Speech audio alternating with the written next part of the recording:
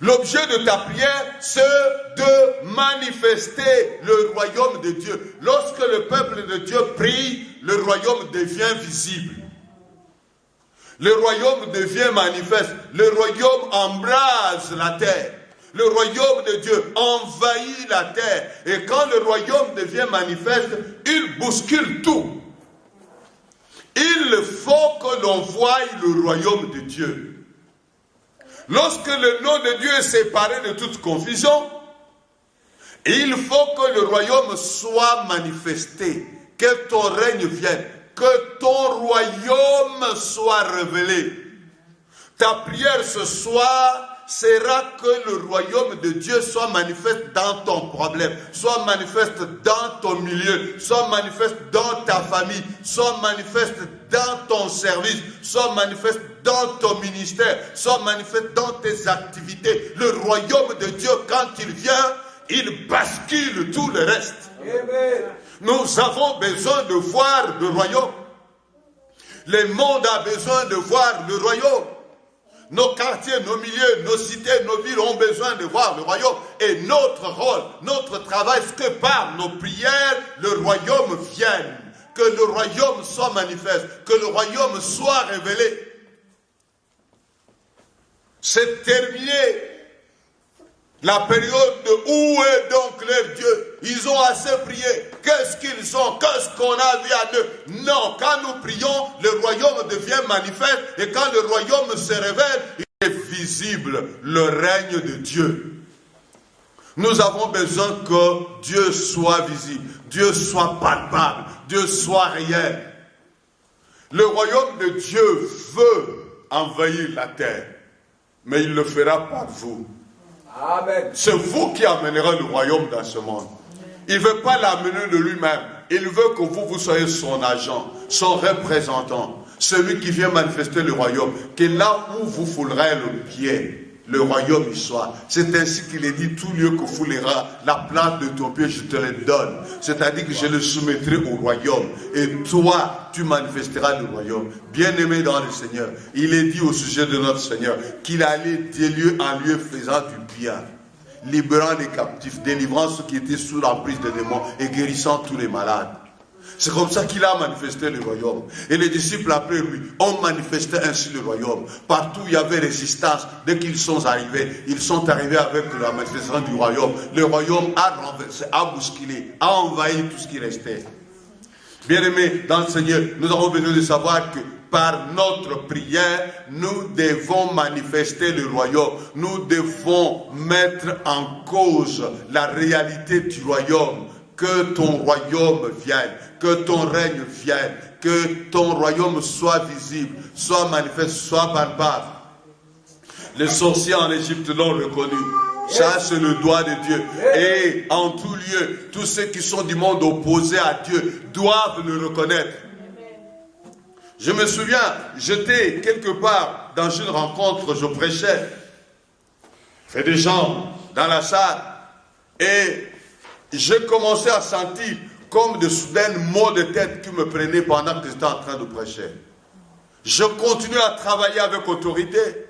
Et c'est parti, c'est revenu, c'est parti.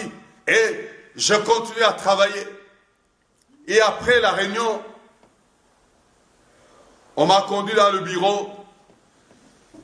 Une jeune dame est venue à demander au service, je voudrais parler au prédicateur. On a dit, mais il est fatigué, il est en train de prendre un verre d'eau. Elle a dit, non, je dois lui parler. À lui seul. Et on a fait entrer cette jeune dame dans le bureau. On m'a posé la question, j'ai dit qu'elle vienne. Elle me dit, j'ai besoin d'une prière. J'ai un problème.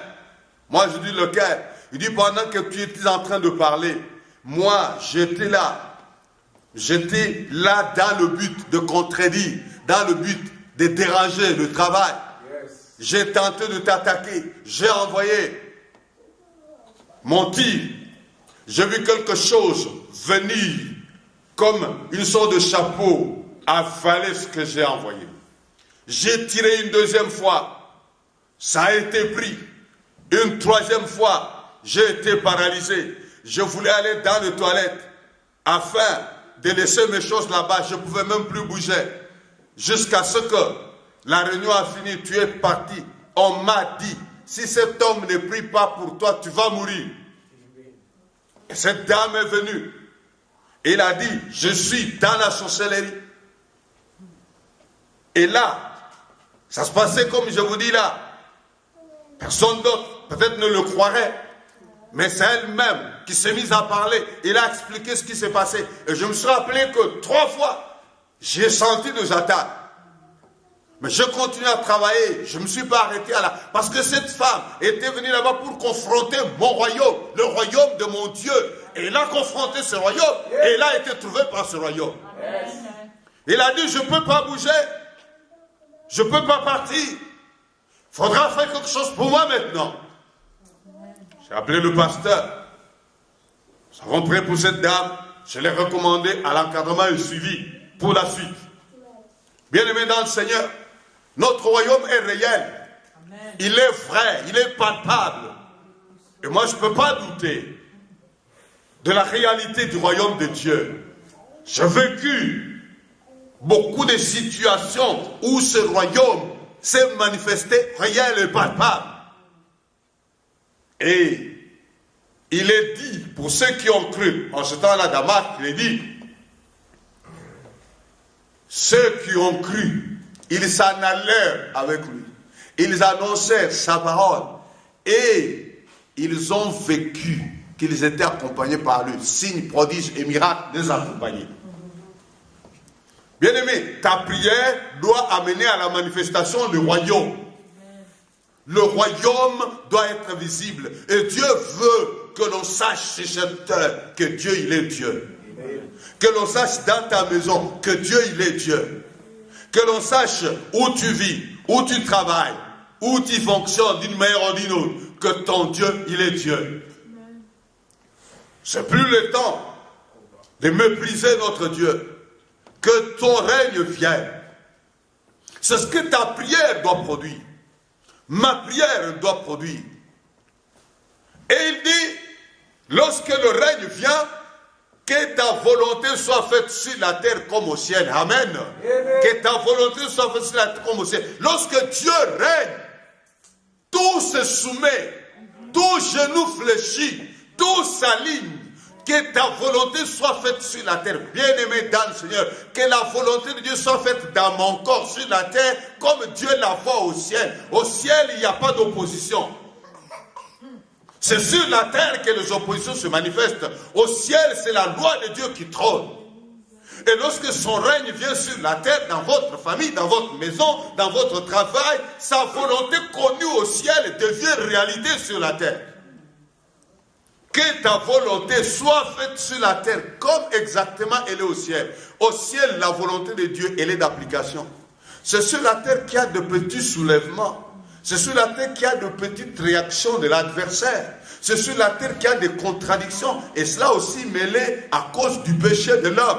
Bien-aimés dans le Seigneur, lorsque nous revenons à notre Père, lorsque nous rentrons dans notre position de filles et fils de Dieu, Dieu manifeste sa vie et il veut que nos prières soient le moyen, le canal par lequel sa volonté doit être d'application. La volonté de Dieu doit être d'application. La volonté de Dieu, c'est tout ce qui est accepté au ciel. Quelqu'un m'a posé la question, mais qu'est-ce que la volonté de Dieu? J'ai dit la volonté, c'est ce qui est approuvé au ciel. Considère si la situation que tu es en train d'accepter est approuvée au ciel. Si elle n'est pas approuvée au ciel, elle n'est pas la volonté de Dieu. Et la volonté de Dieu qui est approuvée au ciel doit être celle qui se fait sur la terre dans ta vie. Et la prière est un moyen de manifester le royaume de Dieu, de manifester la volonté de Dieu, de la faire appliquer. Voilà pourquoi lorsque nous prions, nous avons besoin de savoir que dit Dieu. Parce que la volonté de Dieu l'exprimer dans sa parole. Amen. Ce qui est approuvé au ciel est exprimé dans sa parole. Amen. Et lorsque nous le lisons, nous comprenons que le ciel me voit de telle façon, ce n'est pas de cette autre façon. Et je dois refuser tout ce qui est contraire.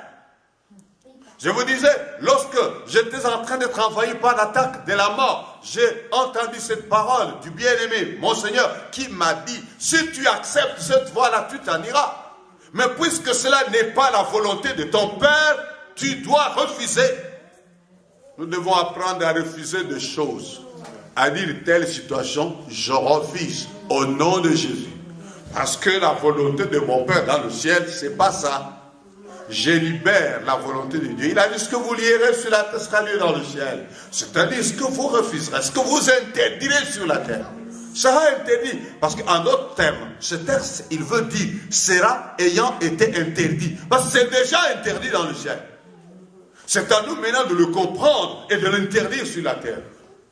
Que ta volonté soit faite sur la terre comme dans le ciel.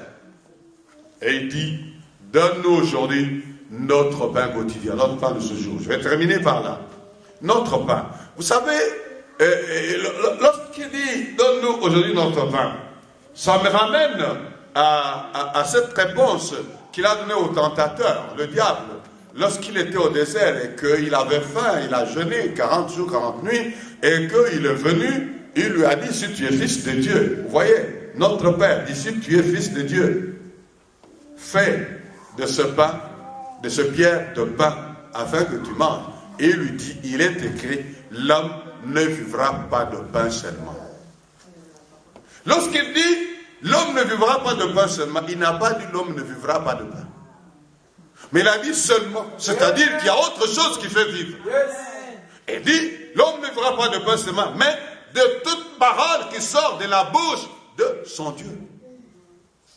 Bien-aimé dans le Seigneur, lorsqu'il dit, donne-nous aujourd'hui notre pain quotidien, là je suis en train de voir le pain qui est enfermé dans toute parole qui sort de sa bouche.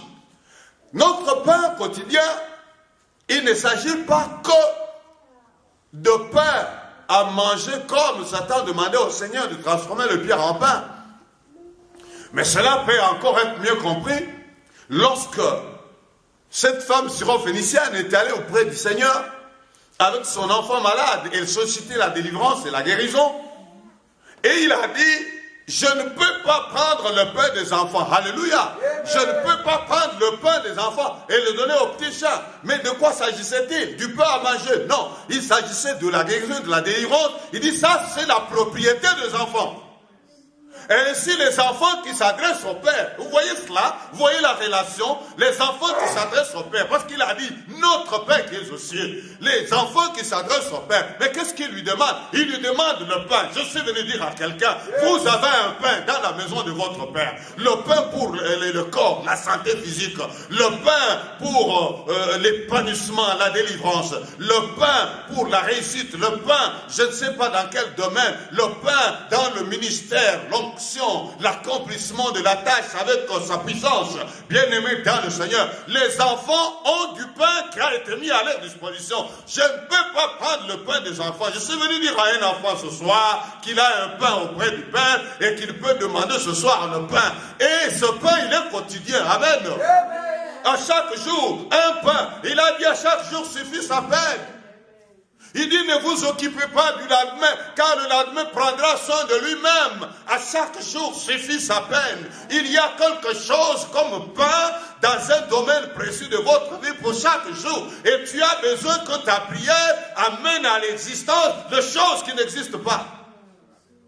Et notre Dieu, il est celui qui appelle à l'existence ce qui n'existe pas. Ce qui n'est pas visible aujourd'hui, par ta prière, tu peux l'appeler à l'existence. Tout ce que tu crois être éloigné de toi est impossible. Par ta prière, tu peux le ramener à l'existence.